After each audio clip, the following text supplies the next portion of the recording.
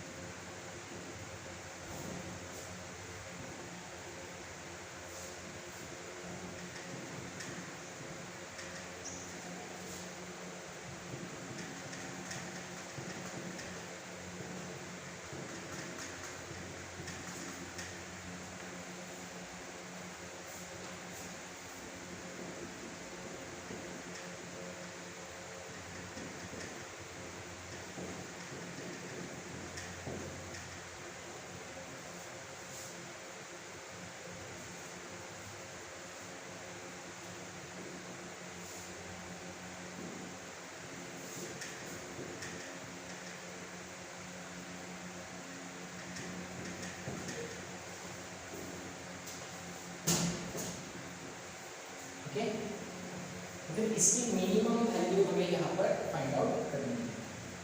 तो फिर first of all we have to identify the numbers on to which we have to apply the mean concept. Okay, फिर वो numbers हम यहाँ से कैसे फाइंड आउट कर सकते हैं? अभी अगर हम देखेंगे प्रॉपरली तो फिर यहाँ पर कोई भी एक प्रॉपर फॉर्मेट प्रेजेंट है क्या? बिल्कुल भी नहीं।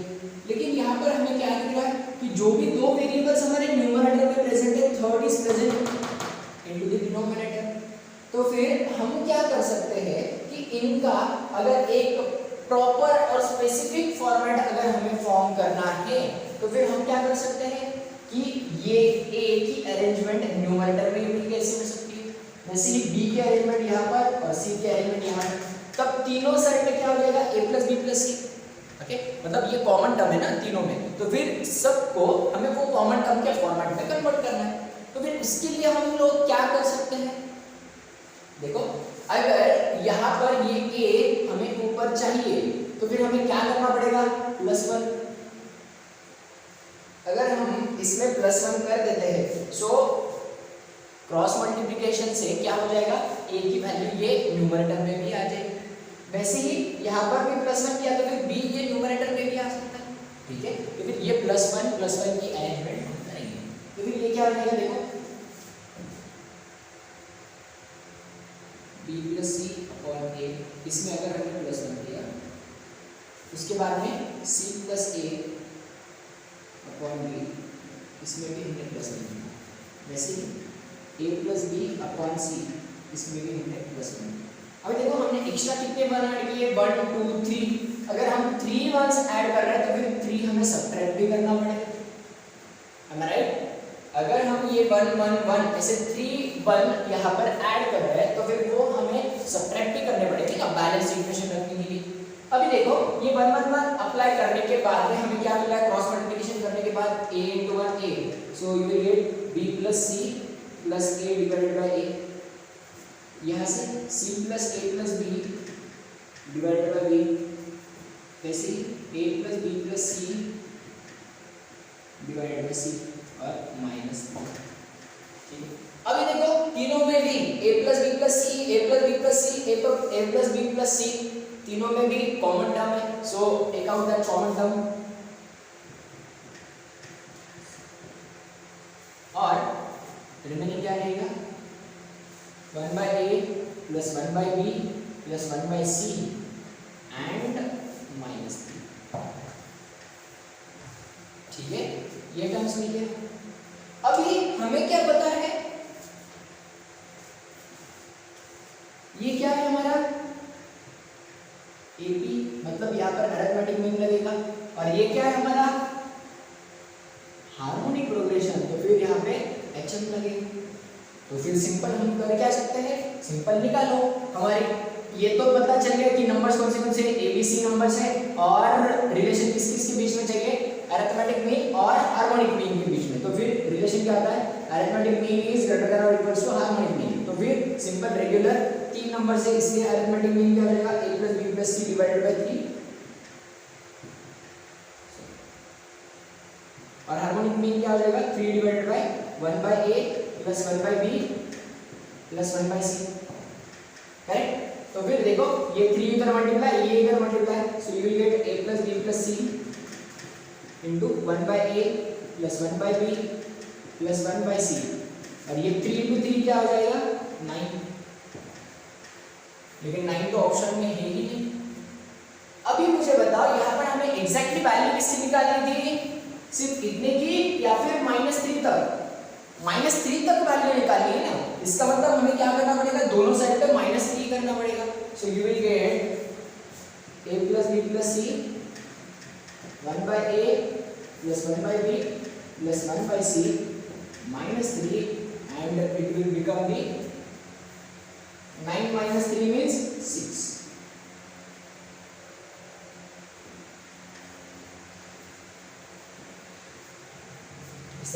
तो फिर हमें मिला क्या है, 6, and 6 is nothing but the our final answer।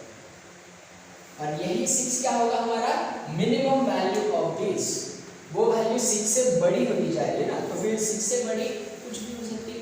तो फिर एटलीस्ट इक्वल्स टू का साइन भी प्रेजेंट है, इसका मतलब कम से कम वो 6 होगी या फिर उससे ज्यादा कुछ भी हो सकती है। ठीक है, एक बार फिर से रिकैप क्या था कि हमें जो भी गिवन कंडीशन थी या फिर गिवन क्वेश्चन था उसमें हमें प्रॉपर सीक्वेंस या फिर प्रॉपर फॉर्मेट किसी में भी नहीं मिल रहा था, इसीलिए हमने क्या किया कि ये जो भी गिवन क्वेश्चन है इसको हमारे फॉर्मेट में कन्वर्ट करने का ट्राई किया। तो फिर हमें समझ में क्या आया कि जो भी एक वेरिएबल है जो कि न्यूमरेटर में मिसिंग है, वही वेरिएबल डिनोमिनेटर में प्रेजेंट है। तो फिर हमने सोचा कि वो जो भी डिनोमिनेटर में वेरिएबल है, मिसिंग वेरिएबल, उसी को एडजस्ट किया जाए। न्यूमरेटर में अगर वो मिसिंग वेरिएबल आ गया तो फिर सारे के सारे वेरिएबल्स हमें न्यूमरेटर में मिल जाएंगे, और ये कंडीशन सिर्फ एक केस में नहीं होगा, तीनों के तीनों केस में हो जाएगा। इसीलिए हमने क्या किया कि वहां पर वो डिनोमिनेटर न्यूमरेटर में लाने के लिए 1 1 1 ऐड कर दिया हर एक जगह पे, और जैसे ही हमने वो 3 ऐड किया तो फिर वो 3 ऐड करने के बाद हमें 3 सब्ट्रैक्ट भी करना पड़ेगा क्योंकि बैलेंस रखना है इक्वेशन, और वो 3 ऐड करने के बाद हमें ये टर्म्स कॉमन मिले, that is nothing but a + b + c। तो फिर वो कॉमन टर्म हमने कॉमन निकाल लिया, तो फिर remaining is nothing but 1/a + 1/b + 1/c। तो फिर एक था हमारा अरिथमेटिक प्रोग्रेशन और दूसरा था हार्मोनिक प्रोग्रेशन। तो फिर इन दोनों के बेसिस पे हमारे पास है अरिथमेटिक मीन और हार्मोनिक मीन। तो फिर इन दोनों के बेसिस पे जो भी इनइक्वालिटी है वो यूज करके हमने सिंपलीफाई कर लिया। Okay fine, so this is the concept regarding with the direct application of inequalities.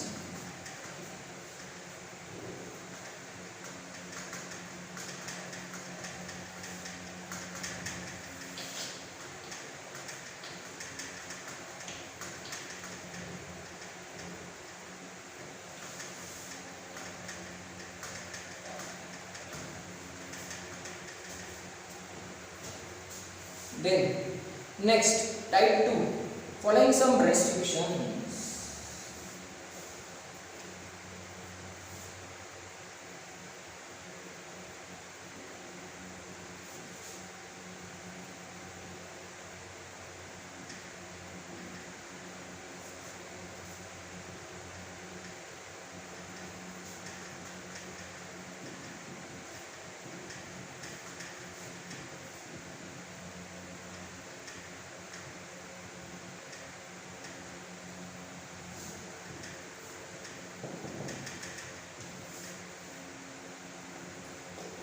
हाँ, अभी देखो यहाँ पे कि फॉलोइंग सम रेस्ट्रिक्शंस, इसका मीनिंग क्या है?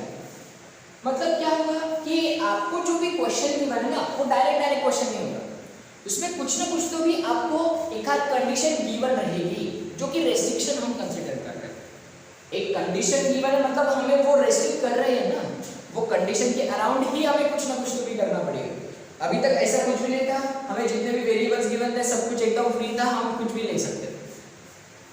But this time you have to be around that given condition. So because of that we have said that following some restrictions.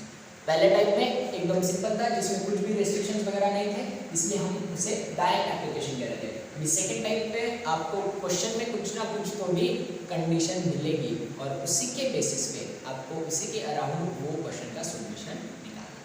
Okay, वो कंडीशन को फॉलो करके अभी क्वेश्चन देखते हैं तो फिर थोड़ा सा और भी अच्छे से क्लियर हो जाएगा।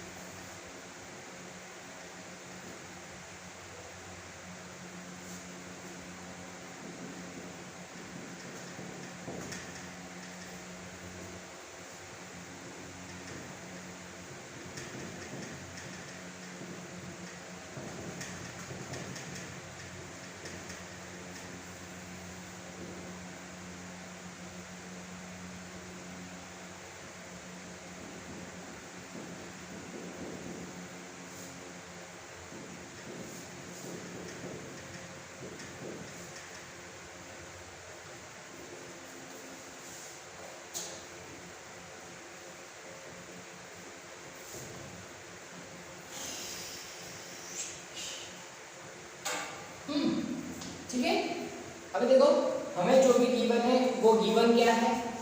If ABC are positive real numbers such that A plus B plus C is equals to 1, then find the minimum value of 1 by AB plus 1 by BC plus 1 by AC।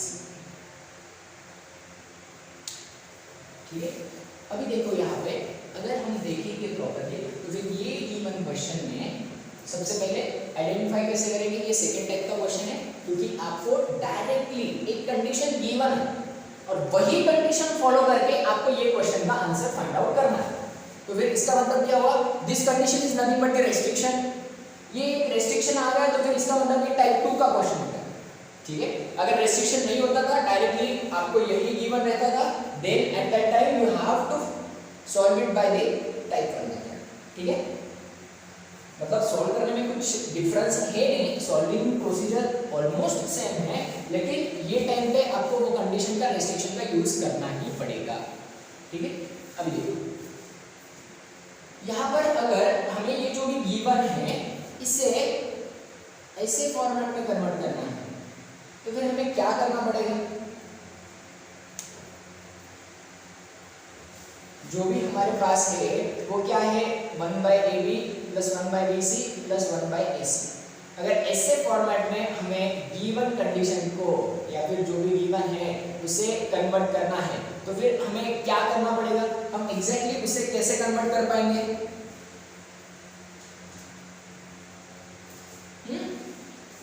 देखो अभी अगर आप अच्छे से देखोगे तो फिर हम क्या कह सकते हैं कि ये पूरे इक्वेशन में और इसमें डिफरेंस क्या है, यहाँ पर AB है मींस C मिसिंग, यहाँ पे BC है मतलब A मिसिंग और AC है मतलब B मिसिंग, तो फिर हर एक कंडीशन में एक ही वेरिएबल मिसिंग है। तो फिर वैसे ही अगर हम यहाँ पर देखेंगे तो फिर इसको अगर हमने किससे डिवाइड किया तब जाके ऐसी कंडीशन हो सकती है, डिवाइड किया या फिर मल्टीप्लाई किया। अभी अगर आप देखोगे ये जो भी टर्म्स प्रेजेंट है ये डिनोमिनेटर में प्रेजेंट है, अगर न्यूमरेटर में होती तो फिर अलग बात थी। ये अभी डिनोमिनेटर में प्रेजेंट है, इसका मतलब हमें मल्टीप्लाई करना पड़ेगा या फिर डिवाइड, ऑब्वियसली डिवाइड, ठीक है ना। हमें उसे करना क्या पड़ेगा, डिवाइड करना पड़ेगा।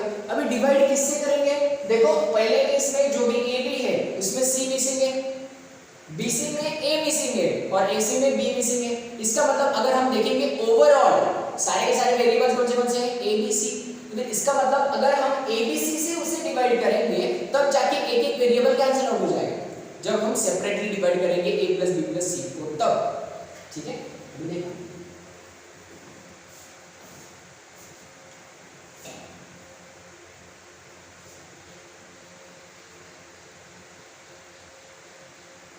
हाँ, तो फिर क्या कर सकते हैं हम लोग,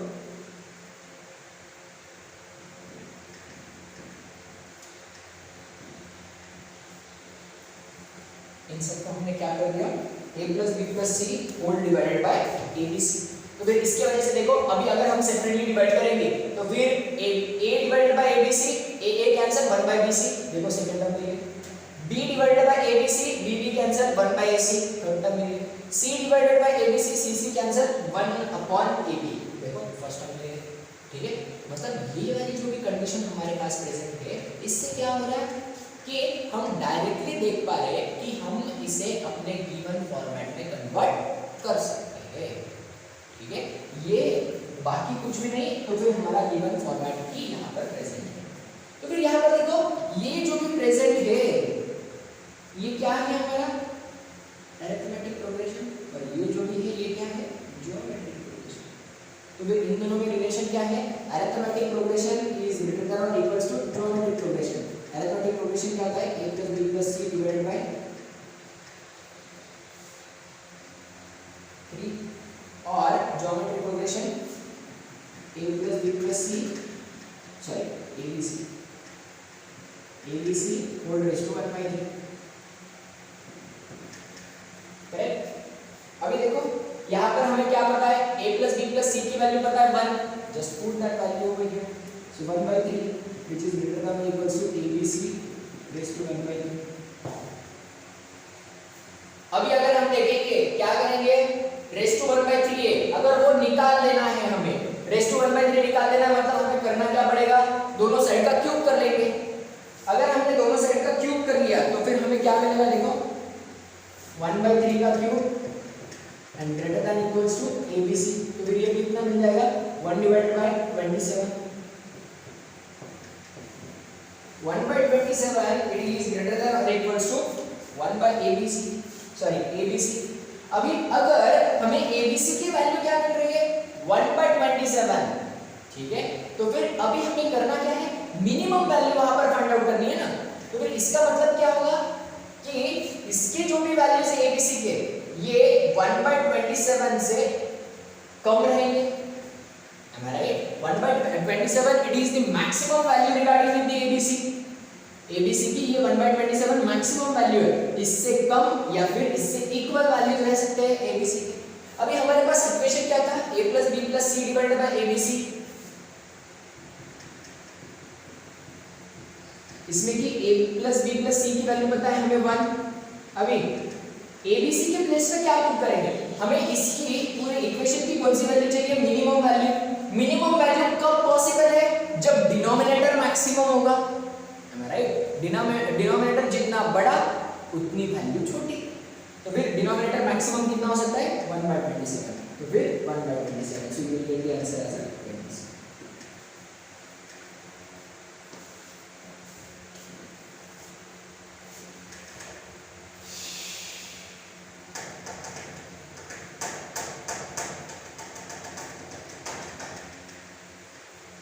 ठीक है, इसकी मिनिमम वैल्यू कितनी होगी फिर 27।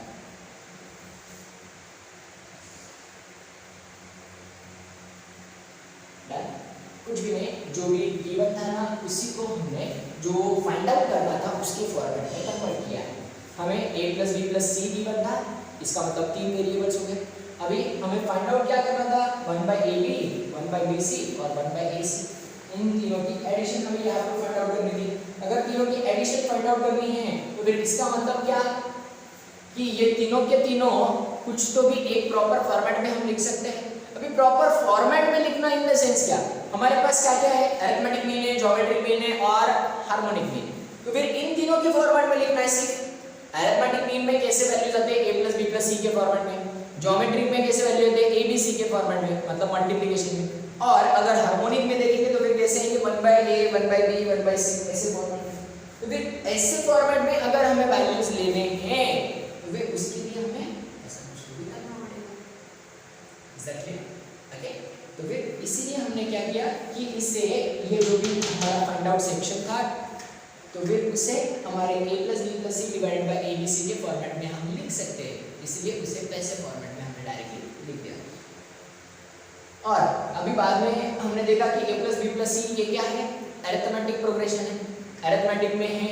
उसके बाद में abc क्या है, ज्योमेट्रिक में है। तो इसीलिए इन दोनों के बीच की इनइक्वालिटी क्या है, arithmetic mean is greater than और इक्वल्स टू ज्योमेट्रिक मीन। तो फिर वो वैल्यूज यहाँ पर हमने पुट कर दिए, तो फिर वहाँ पर हमें डायरेक्टली सिंपलीफाई करने के बाद में abc की वैल्यू मिल गई। यहाँ पर अगर हम देखेंगे a + b + c की वैल्यू तो ऑलरेडी गिवन थी, सिर्फ अननोन क्या था, abc। तो फिर अननोन जो भी abc था उसकी वैल्यू हमने यहाँ पर से फाइंड आउट करी। हमें इक्वेशन की मिनिमम वैल्यू फाइंड आउट करनी थी और आंसर जो भी है वो मिनिमम कब होगा, हमारा एक तो न्यूमरेटर एकदम छोटा होगा या फिर डिनोमिनेटर बहुत ज्यादा बड़ा होगा। अभी न्यूमरेटर की वैल्यू तो कंफर्म है, न्यूमरेटर की वैल्यू तो हमें 1 ही गिवन है, इसका मतलब न्यूमरेटर तो बिल्कुल भी चेंज नहीं हो सकता। So it is totally dependent on the our denominator. So whatever the varying values are present over here regarding the denominator, among that varying value you have to just take the one value which is the maximum value, and that is nothing but 1/27.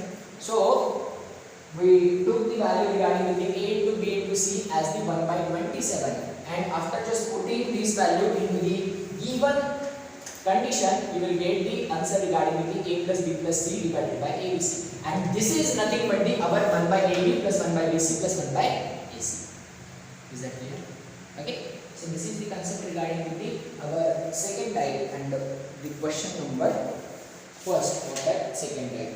Okay, so we have 1 to 2 more questions regarding this, and then we have the third type.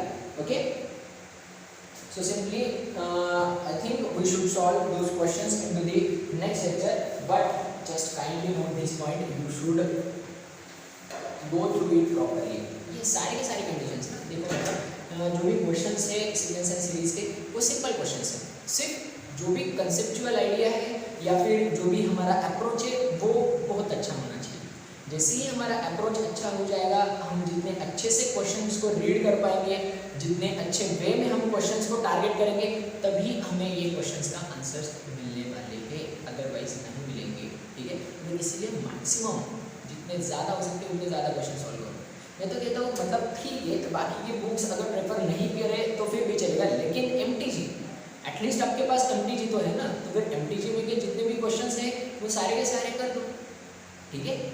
मतलब इतना easy भी नहीं है करना, लेकिन इतना hard भी नहीं ना। अगर आपको कुछ ना कुछ तो भी अचीव करना है, so you have to solve this all the questions, ठीक है। तो फिर अच्छे से प्रिपेयर करके वो सारे के सारे क्वेश्चंस आप अच्छे से सॉल्व करो, ठीक है। अगर जो भी टीचिंग हो रही है, I know as it is just only the video lectures, so whatever the doubts are present, those doubts are not going to be clear that much clearly, okay. So simply you can just put those doubts on the WhatsApp to me, ठीक है। अगर कुछ doubts आ रहे हैं तो फिर वो directly आप WhatsApp कर सकते हो मुझे, ठीक है। तो फिर कैसा है कि जो भी डाउट्स रहेंगे वो आपके अच्छे से क्लियर हो जाएंगे and you will have the lot of time to solve the questions from that MTG. अगर वो डाउट्स ही रहेंगे तो फिर जो भी क्वेश्चंस होंगे वो भी गलत सॉल्व होते जाएंगे। इसीलिए जितने जल्दी हो सके उतने जल्दी आपके डाउट्स क्लियर करवा लो और एमटीजी में के क्वेश्चंस सॉल्व कर लो, ठीक है। Done. So simply this is the second type question. So we have the 1 to 2 questions regarding the second type also. That those questions we will see in the next lecture. Okay. So try to solve the more and more questions and keep practicing. Thank you so much. Bye bye. Take care.